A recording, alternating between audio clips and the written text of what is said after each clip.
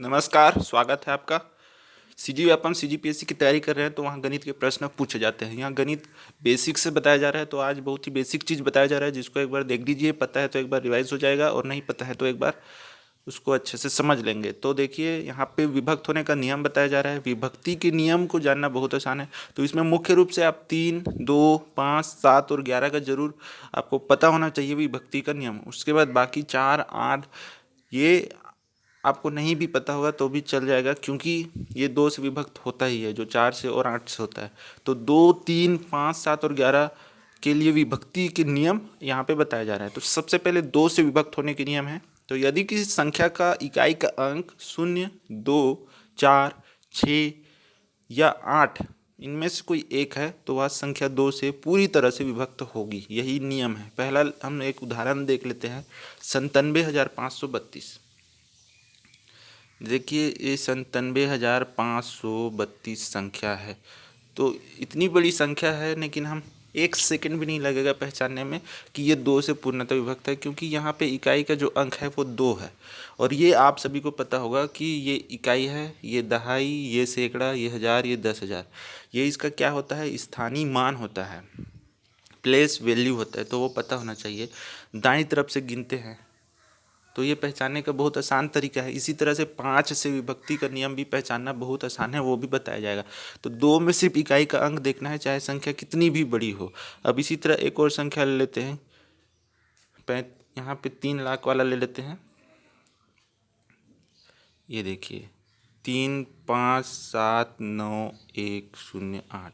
इकाई, दहाई, सैकड़ा, हज़ार, 10,000, लाख, 10 लाख, 35,79,108। तो यहाँ 8 है इकाई में, तो बस पता चल गया कि ये 2 से विभक्त होगा, जबकि इतनी बड़ी संख्या है। तो ये बहुत ही महत्वपूर्ण है। इकाई का अंक बस देखना है 2 में, तो ये तो आसान हो गया। ठीक है। अब इसी तरह एक और संख्या हम देख लेते हैं और उसको हम बताएंगे। जैसे कि ये, तो यहाँ पे इकाई का अंक क्या है? 9। तो 9 जो है, ना तो शून्य है, ना 2, ना 4, ना 6, ना 8। तो ये 2 से विभक्त नहीं होगा, क्योंकि यहाँ पे लिखा है वही इकाई के अंक में है, तभी वो 2 से विभक्त होगा। बस यही है जानना इसमें। 3 से विभक्त होने के नियम। तो 3 से विभक्त होने के लिए यदि दी गई संख्या के सभी अंकों का योग 3 से पूरी तरह से विभक्त हो रहा है, तो वह संख्या 3 से पूरी तरह से विभक्त होगी। तो कोई संख्या दिया है तो उसके अंकों को जोड़ देंगे। अब वो जोड़ने से जो संख्या है उसको 3 से विभाजित करते हैं, विभाजित हो जाता है, तो वो पूरी संख्या 3 से विभाजित होगा। जैसे कि उदाहरण के लिए हम एक संख्या लेते हैं, 75,684। 75,684 एक संख्या ले लेते हैं, 75,684। अब ये देख रहे हैं कि 3 से विभक्त हो रहा है कि नहीं। तो यहाँ पे क्या करेंगे हम? 7 धन 5 धन 6 धन 8 धन 4 बराबर क्या हो जाएगा? 7 और 5 12, 12 और 6 18, 18 और 8 26, 26 और 4 30। तो ये जो 30 आया, ये जो 30 है, ये 3 से पूरी तरह से डिवाइड होता है। आपको पता है 3 दाम 30। तो ये 30 पूरा डिवाइड हो गया 3 से, मतलब ये जो संख्या थी 75,684, वो भी 3 से पूरी तरह से डिवाइड हो जाएगा। यही पहचानने का इसमें तरीका है। एक और उदाहरण ले लेते हैं। 9,63,421। तो इसमें भी वही करेंगे। ये जो संख्या है, इसके इकाई के इसके अंकों को जोड़ना है, मतलब कि 9 धन 6 धन 3 धन 4 धन 2 धन 1 बराबर क्या हो रहा है?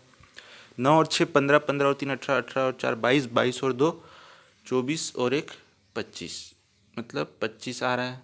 और 25 3 से विभाजित नहीं होता, 3 के पहाड़ा में 25 आता ही नहीं।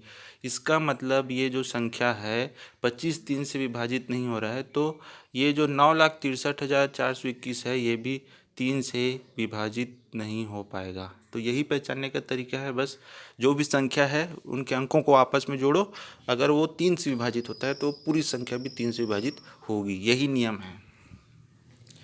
5 से विभक्त होने के नियम। तो यदि किसी दी गई संख्या का इकाई का अंक 5 या 0 है तो वह संख्या 5 से पूरी तरह से विभक्त होगी। जिस तरह से 2 में 0, 2, 4, 6, 8 होने पे विभक्त होता है, उसी तरह 5 में 0 होना चाहिए या 5 होना चाहिए इकाई का अंक। संख्या कितनी भी बड़ी हो, इकाई में अगर 5 है या 0 है तो वो पूरी संख्या 5 से विभक्त हो जाएगी। तो यहाँ पे एक आध उदाहरण हम ले लेते हैं, जैसे कि 8635। तो ये तो देख के पता चल रहा है यहाँ इकाई का अंक है, मतलब ये 5 से विभाजित होगा। कोई बड़ी संख्या ले लेते हैं,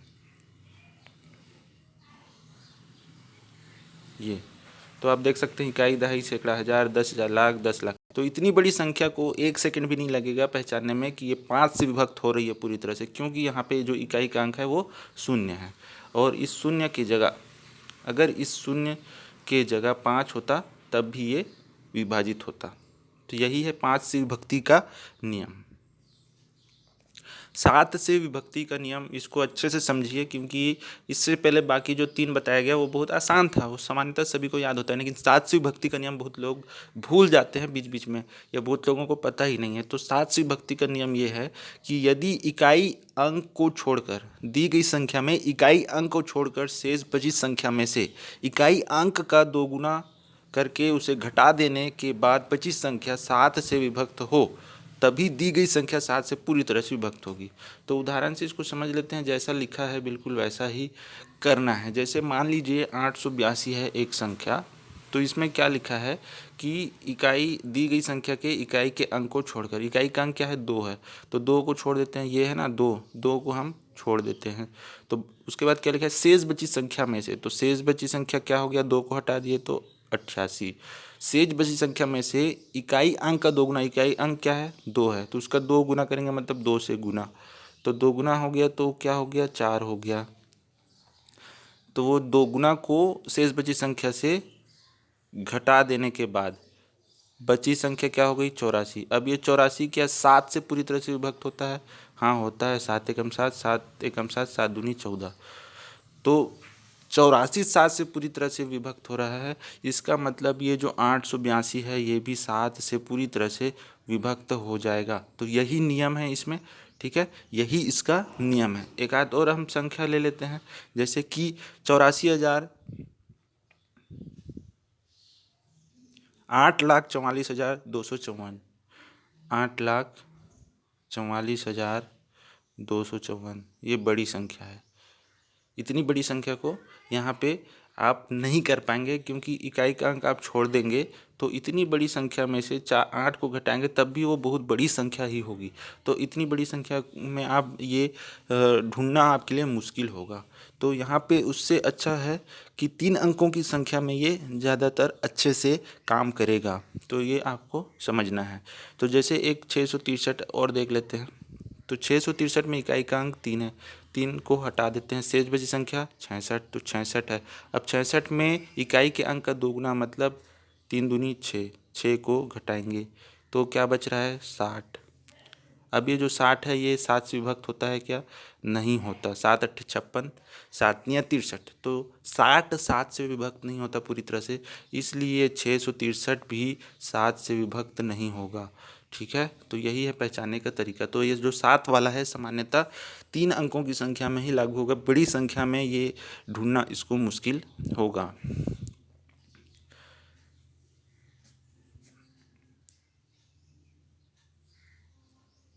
11 से विभक्त होने के नियम, तो ये भी महत्वपूर्ण है और इसको भी बहुत लोग भूल जाते हैं या फिर नहीं पता होता, लेकिन इसको भी ध्यान में रखना है कि कोई दी गई संख्या 11 से तभी विभक्त होगी जबकि इकाई से बाईं ओर चलने पर सम स्थानों के अंकों का योग विषम स्थानों के अंकों के योग का अंतर 0 हो या 11 से पूर्णतः विभक्त हो।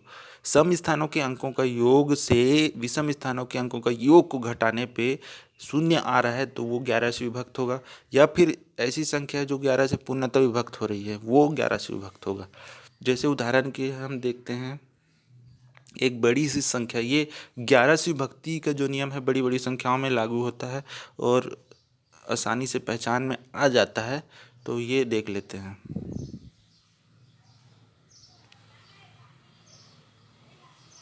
इतनी बड़ी संख्या है, इकाई, दहाई, सैकड़ा, हजार, 10,000, लाख, 10 लाख, करोड़, तो क्या ये 11 से विभक्त होगा? ठीक है, तो इसका जो नियम है उससे आसानी से पहचाना जा सकता है। ऐसे में तो गुना भाग करते रहेंगे तो नहीं पहचान पाएंगे। तो इकाई से बाईं ओर, तो इकाई तो ये है, आपको पता है ये, तो इससे बाईं ओर मतलब ये वाली दिशा। सम सम स्थानों के अंकों का योग, तो सम स्थान क्या है? 9, 9 के बाद 4, 4 के बाद 1, 1 के बाद 8, मतलब दूसरा स्थान, चौथा स्थान, छठवां स्थान और 8वां स्थान। और विषम स्थान क्या है? 1 से 5, 5 से 6, 6 से 0। तो सम स्थानों के अंकों का योग करेंगे तो 9 धन 4, 9 धन 4 धन 1 धन 8 बराबर क्या आ रहा है? 9 और 4 13, 13 और 1 14, 14 और 8 22। इसी प्रकार विषम स्थानों के अंकों का योग जोड़ देते हैं। तो क्या क्या है विषम स्थान में? पहला तो 1 है, 1 के बाद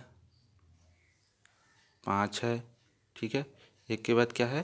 5 है, 5 के बाद क्या है? 6 है, 6 के बाद क्या है? 0 है। तो टोटल कितना हो गया? 6, 5, 11 और 1 12।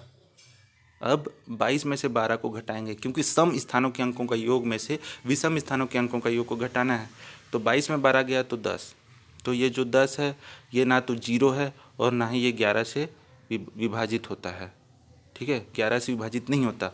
तो इसका मतलब ये हुआ कि ये जो पूरी संख्या है ये भी 11 से विभाजित नहीं होगी, 11 से विभक्त नहीं होगी, क्योंकि जो शेष है सम स्थानों के अंकों का योग में से विषम स्थानों के अंकों का योग को घटाने पे वो 10 है, जो कि ना तो शून्य है और ना ही 11 से विभक्त होती है। तो ठीक है, यही है जानने का तरीका। एक और संख्या ले लेते हैं, हम एक और संख्या ले लेते हैं और उसको देखते हैं कि क्या वह 11 से विभक्त होती है। तो देखते हैं।